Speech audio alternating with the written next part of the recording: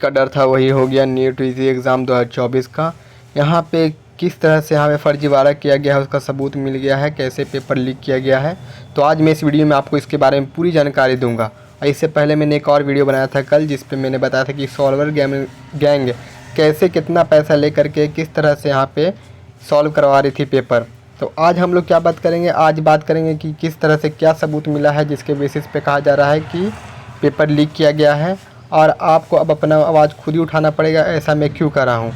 और दूसरी बात यह कि एनटीए ने इस सारी सबूत पर क्या प्रक्रिया दी है, एनटीए का क्या कहना है, वो भी हम लोग देखेंगे।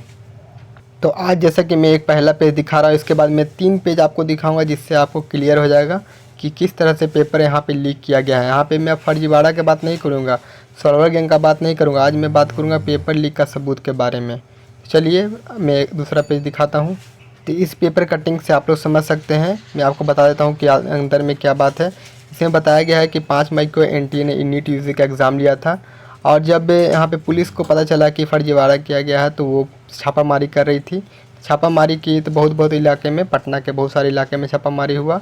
तो मालूम चला कि जो माफिया हैं उन्होंने क्वेश्चन पेपर जला करके फेंक दिया था कहीं बगल में कूड़ा वाला इलाका में, और वहाँ से मिला है नीट यूजी 2024 का प्रश्न पत्र मिला है। इसका खुलासा किया है पुलिस ने, और पुलिस ने ये भी बताया है साथ में कि ये जो पेपर है ये एग्ज़ाम से पहले जलाया गया था। तो इसका मतलब यहाँ पे डाउट हो चुका है कि एग्ज़ाम से पहले पेपर जलाया गया नीट यूजी का। इसका मतलब नीट यूजी का पेपर तो पहले लीक हो गया, तभी तो जलाया गया।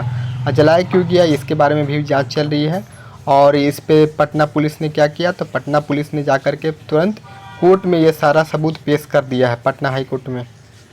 और इसके साथ ही पटना पुलिस ने 13 माफियाओं को और सॉल्वर गैंग को पकड़ा है, जिसमें परीक्षार्थियों के साथ साथ उनके माता पिता को भी यहाँ पे गिरफ्तार किया गया है। शायद वो भी कहीं ना कहीं इसमें शामिल थे। और इनके पास से अब तक यहाँ पे मोबाइल बरामद हुआ है, 2 कार भी जब्त की गई है। और पूरे बिहार में 11 मेडिकल स्टूडेंट और 1 महिला लेक्चर को भी यहाँ पे गिरफ्तार किया जा चुका है इस 24 घंटे के अंदर में। चलिए एक और पेज दिखाता हूँ जिससे और भी क्लियर हो जाएगा कि किस तरह का सबूत मिला था। तो ये जो पेपर लीक का जो खुलासा हुआ है पेपर लीक का, तो ये शास्त्री नगर थाना के पुलिस ने किया है। और इन्होंने बताया है कि जब वो छापा मारने के लिए गए तो वहाँ पे पेपर का टुकड़ा जला हुआ मिला उनको, और उन्होंने पेपर का टुकड़ा चुनने लगे।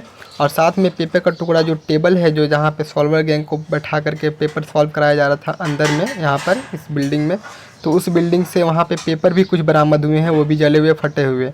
लेकिन यहाँ पे इनका ये भी कहना है पुलिस का कि आखिर ये पेपर को किसने लाया, क्यों लाया और कहाँ से लाया गया और क्यों जलाया गया, इसके बारे में भी खुलासा नहीं हुआ है।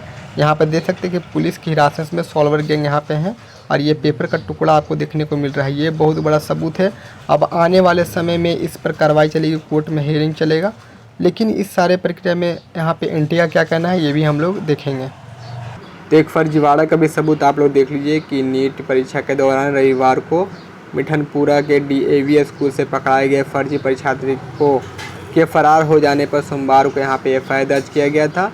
सिटी SP अवधेश राजोश दीक्षित ने बताया कि जांच में पता चला है कि फरार अभ्यर्थी जोधपुर एम्स में 3rd सेमेस्टर का छात्र है और उससे 4 लाख में सौदा हुआ था। देख सकते हैं जो भी सॉल्वर गैंग है वो कहीं ना कहीं किसी तरह का स्टूडेंट से कहीं ना कहीं पढ़ाई कर रहा है मेडिकल कॉलेज में, वो सेकेंड का कहीं 3rd सेमेस्टर का स्टूडेंट्स है। अब चलिए अब मैं आपको लास्ट में दिखा देता हूँ कि एनटीए ने क्या कहा है।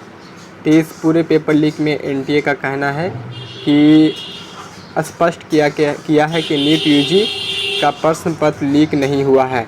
तो एनटीए का कहना है कि नीट यूजी का प्रश्न पत्र लीक नहीं हुआ है। तो इसीलिए मैंने यहाँ पे वीडियो के शुरुआत में जो थंबनेल बनाया था वहाँ पे कहा था कि अब स्टूडेंट्स को ही अपना आवाज़ उठाना पड़ेगा। ये सारे सबूत मैंने आपको जो भी 3 पेज में दिखाए वो भी छापे गए हैं न्यूज़पेपर में, तो आप समझ सकते हैं कि वो सबूत मिले हैं तो कहीं ना कहीं वो सही सबूत ही होंगे। और पुलिस भी अब कोर्ट में ये सारे सबूत जमा कर दिए है। लेकिन एनटीए का यहाँ पर प्रक्रिया कुछ अलग ही आ रहा है। यहाँ पे कहा है कि सोशल मीडिया पर शेयर की जा रही नीट यूजी के प्रश्न पत्र कथित तस्वीरों व वास्तविक प्रश्न पत्रों से कोई लेना देना नहीं है।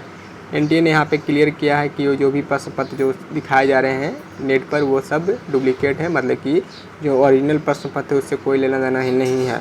एनटीए की वरिष्ठ निदेशक डॉक्टर साधना पराशर ने सोमवार को स्पष्ट किया कि मेडिकल प्रवेश परीक्षा नीट यूजी 2024 का प्रश्न पत्र लीक का दावा पूरी तरह से निराधार इन्होंने कहा है।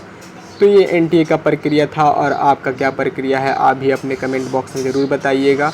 अगर आपको ये लगा है कि मैंने आपको कुछ सबूत दिया है तो इस वीडियो को शेयर भी ज़रूर कीजिएगा। चैनल को सब्सक्राइब करें, आगे कोई अपडेट आता है मैं वीडियो बना के इन्फॉर्म कर दूँगा। Thank you.